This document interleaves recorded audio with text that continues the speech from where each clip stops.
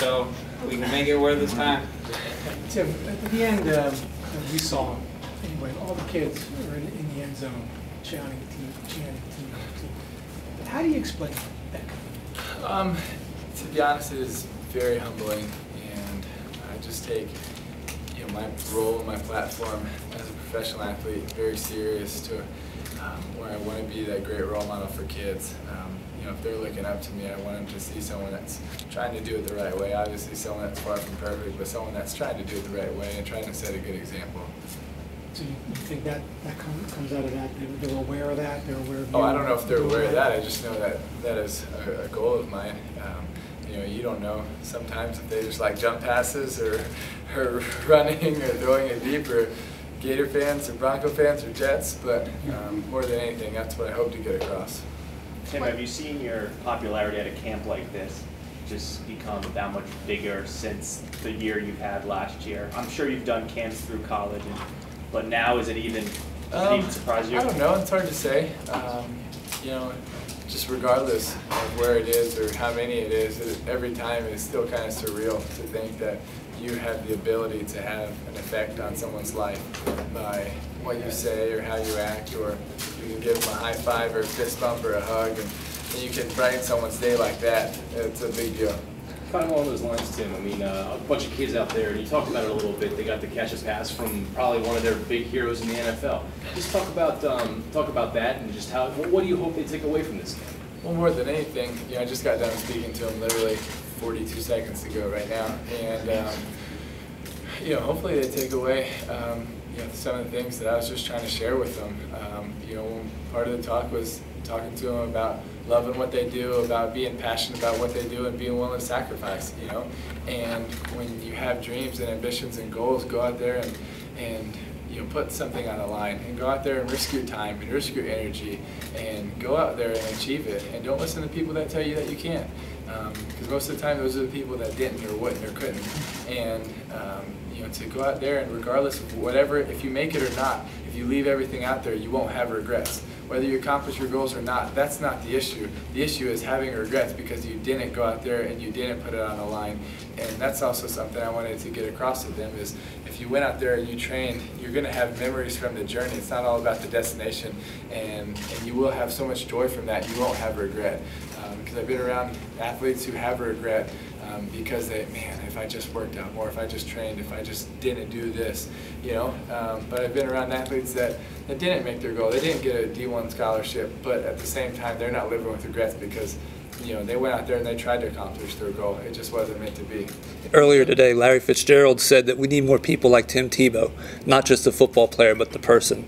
To hear a contemporary say something like that, I mean, Larry's a 6-time Pro Bowler, 1-time first-team All-Pro. How does that make you feel? Oh, it's very kind, coming from a great person, a great player, someone who we had the fortune of being able to hang out for a little while last night. That was great. And, just someone that always carries himself with so much class and character and integrity. And I think that's huge. And I just wish him the best in everything, on the field, but also off the field. And I know he's an inspiration for a lot of people. William & Mary's coming into the season with sort of a quarterback competition of its own. That's what I've heard. As somebody who is no stranger to such competition, what would you tell those guys about how to have a healthy quarterback fight? Ooh, pretty broad question, but I think first thing I would say is don't listen to what people say. It's also something I was talking to kids about, is you can't listen to what people say. There's only a few things that you can control, and those are the things that you need to worry about. That's your attitude, your effort, how great of a teammate you can be, and your enthusiasm every day. Besides that, you can't worry about what media is saying, what fans are saying. You just can't, because you'll consume your life thinking about all those things. You just have to worry about what you can control. It's something that I really felt like I learned early on at Florida, and it's something that I feel has really helped me. And everything that I've had to deal with and go through it's hard. It's not something that's easy, but it's something that I feel is necessary when you're going through that. And I think also in dealing with any quarterback competition, I think it's also very important to to root for the other guy, to push one another. It's not a competition of you're trying to bring the other guy down, you're trying to bring yourself up. And I think when you have that mentality, it changes everything as well, because instead of looking at life and quarterback play in a negative connotation, you're looking at everything as in a positive light. And instead of saying, yeah, I hope he doesn't do good, you want to say, I just want to do better. And I want him to do good because it's going to push me to do even better. And you know, that's not always easy to do, but I feel like it really helps, and I think it's the right thing to do. You had that moment with the boy who had cerebral palsy. What did you say to him? I mean, that is just, he's incredible. Seth, I believe his name, and he was just, I mean, you know, at first I didn't know what to do because he was in the running to go catch a pass, and I was so nervous. I was like, just put it perfectly in his chest. And so the first one, we weren't able to complete it, and so I ran over there to help him up, and then, you know, they kind of helped him, and he stood there and he caught the second one, which was so close. And I was so happy for him. And then he was doing the relays, and then he started. Well, I went over to ask the coach. I said, you know, I think I can carry him and run around him and bring him back? And they were like, no, just watch him. And so then he started, and he was digging, he was going through, and he went around. And I was encouraging him, and I was encouraging him, go, go, go. And so he got 5 yards from the finish, and he fell. And I was like, oh no. And first I thought, was he fell because I told him to go, go, go. And then I tried to help him up, and he finished. And I mean, just the sweetest kid. He looked at me, and he goes, just thank you so much for helping me up. And I was like, you kidding me? I didn't do anything. Like, you know, and his dad was right there, and his dad was so kind. And just to be able to hug him for a little while and, you know, talk to him a little bit was pretty cool.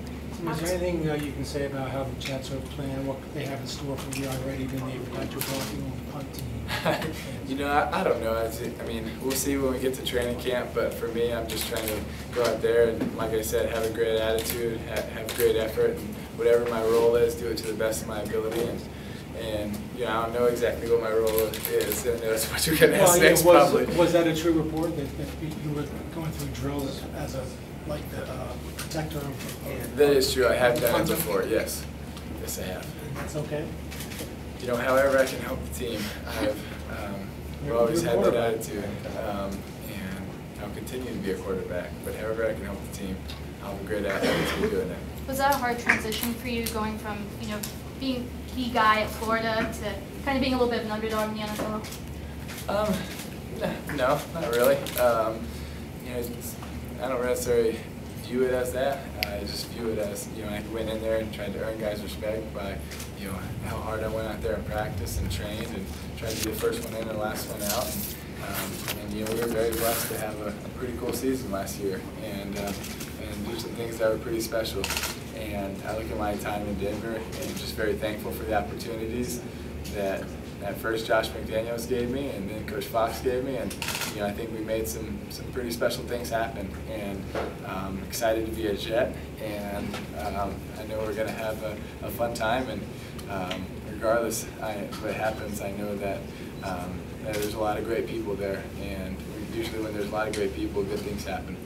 So you had to now, are you going like to New York or Florida or wherever you live in? Oh, a little bit everywhere, mostly just training though. And where is it? Is that up in with the Jets? No, everybody kind of dispersed from there. We'll head back there late July. Well, I guess I'm going to. What's your base? What do you call home? That's a good question. I'm kind of all over the place. You know, I train a lot with Noah Mazzoni, who's the offense coordinator at UCLA. So I've been doing a lot of training with him. He's someone that I've worked with for a while, and I really feel does a great job. And so I'm going to train a lot with him and meet up with some of our receivers and tight ends and running backs, and we're going to try to do some drills and get a little bit better. Sean? Tim, you were so. Yeah, back here, Tim. You had mentioned earlier about telling the kids not to listen to the outside things. How easy has that been for you? Because I mean, it's not always easy. Sometimes it can be very difficult, especially. It's not. The easy part is not watching certain channels, certain TV shows, certain reading the internet, things like that. But the way it kind of gets you is it affects your family and your friends, and so and then they'll want to talk about it. But guys, let's just go watch this movie or something, you know. And so you just try to be normal and not worry about everything else. And that's kind of how I am off the football field and out of the weight room. Is I just try to be normal. And I'm the baby of 5 kids, and so they still treat me like that. And you don't want to be any different or any special, because I'm not, just because I play football. I'm just someone that you know, enjoys hanging out with close friends and family, and tries to have a good time. And I laugh a lot, play a lot of games, and have a good time and enjoy life. So I try not to get bogged down with everything else. Okay, thank you. Appreciate it. Thank y'all so much. Thank you. God bless y'all. You have a great day.